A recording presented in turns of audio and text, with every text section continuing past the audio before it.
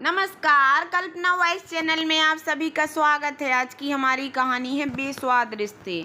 Mummy, यहाँ तो बिन कहे आप मेरी हर ज़रूरत समझ जाती हो, लेकिन ससुराल में वहाँ आपकी तरह कौन होगा मुझे समझने वाला।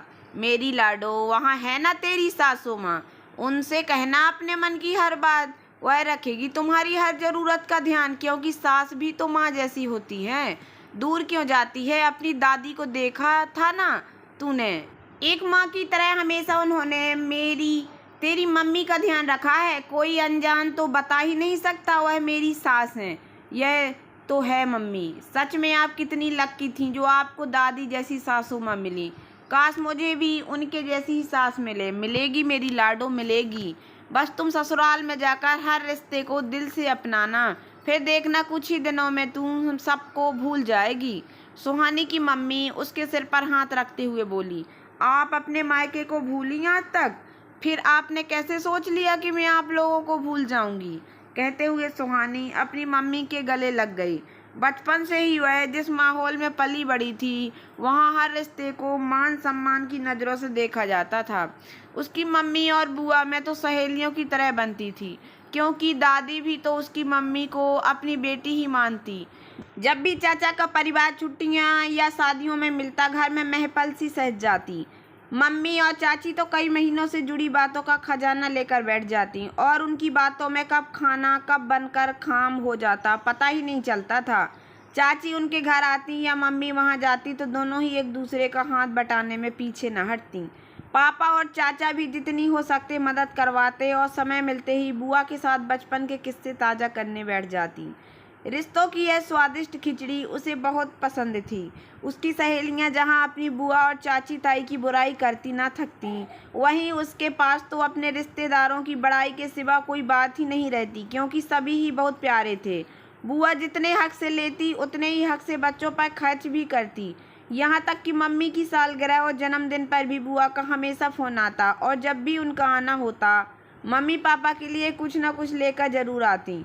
अपनी मम्मी की सीख को पल्लू में बांध और रिश्तों की वही सुंदर छवि मन में बसा, उसने ससुराल में कदम रखा। लेकिन कुछ ही दिनों में रिश्तों की जिस परिभाषा को लेकर वह अपने ससुराल में आई थी, उसके मायने यहाँ आते ही बदल गए, या कहो यहाँ के रिश्ते नातों में बदलने पर मजबूर कर दिया।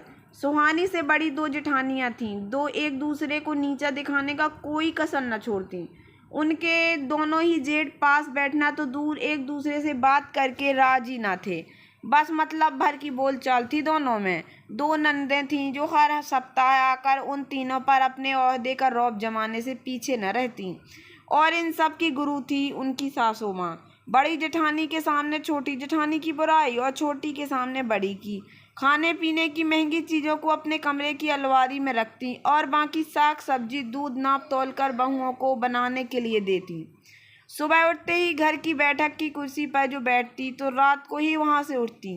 तीनों बहुओं का बैठे बैठे वहीं से आर्डर देती, और उनके काम पर नज़र रखती। तेल इतनी जल्दी कैसे ख़त्म हो गया? घी पीती हो क्या तुम? सब्जी कम रह गई तो चटनी पीस लो अपने लिए। सुहानी ने एक दो बार कहा भी, मम्मी इतनी सी सब्जी में सबका कैसे पूरा पड़ेगा? सब्जी थोड़ी ज़्यादा मंगवाया करो, और इतने बड़े परिवार में 1.5 लीटर दूध से काम नहीं चलता। तो उसकी सास इस पर नाराज होते हुए बोली, ऐसा है बहू, हमारे यहाँ तो ऐसा ही होता है। आदमियों को खाना भरपूर मिलना चाहिए, कमा कर लाते हैं। हमने तो कभी अपनी सास से खाने के लिए जिरह नहीं की। 1.5 लीटर में तो खूब चाय बनती है। अब तुम लोग ही उस पर दूध को आर पार कर जाती हो, तो मैं क्या कहूँ? अरे दूसरी सासों को देखो जो रसोई में जाकर हर समय ताक झाँक करती हैं, मैं तो यहाँ से उठती भी नहीं। एक सुगढ़ गृहिणी वही है जो कम में भी पूरे परिवार को भर पेट खिलाए, और खुद से पहले परिवार वालों के बारे में सोचे। हमें तो हमारे माँ बाप ने यही संस्कार दिए थे। आजकल तो उल्टी गंगा ही बह रही है।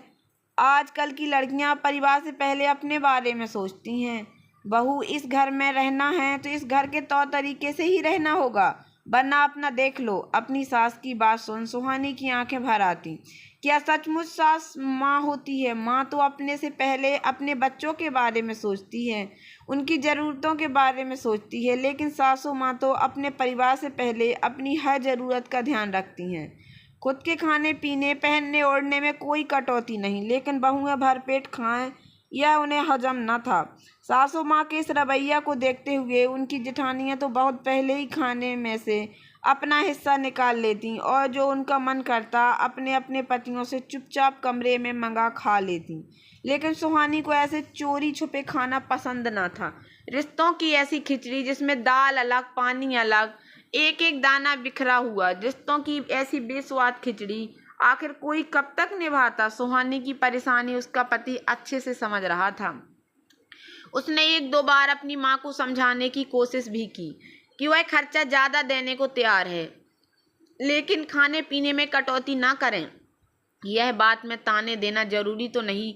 उसकी बातों को समझने की बजाय सुहानी की माँ अपने बेटे को जोरू के गुलाम की संज्ञा देती। रिश्तों को निभाने की चाह में 6 साल बीत गए और सुहानी 2 बच्चों की माँ बन गई। लेकिन घर के माहौल व रिश्तों में किसी तरह का सुधार नहीं आया, बल्कि समय के साथ रिश्तों की खिचड़ी और बेस्वाद होती जा रही थी। अपने बच्चों के बेहतर भविष्य के लिए सुहानी और उसके पति ने रिश्तों की इस बेस्वाद खिचड़ी से अलग होने में ही भलाई समझी। तो दोस्तों, कैसी लगी आप लोगों को मेरी छोटी सी कहानी? अगर कहानी पसंद आई हो तो प्लीज़ मेरे वीडियो को लाइक कर देना। चैनल पर नए आए हो तो प्लीज़ सब्सक्राइब कर लेना और ज़्यादा से ज़्यादा शेयर करना। धन्यवाद दोस्तों।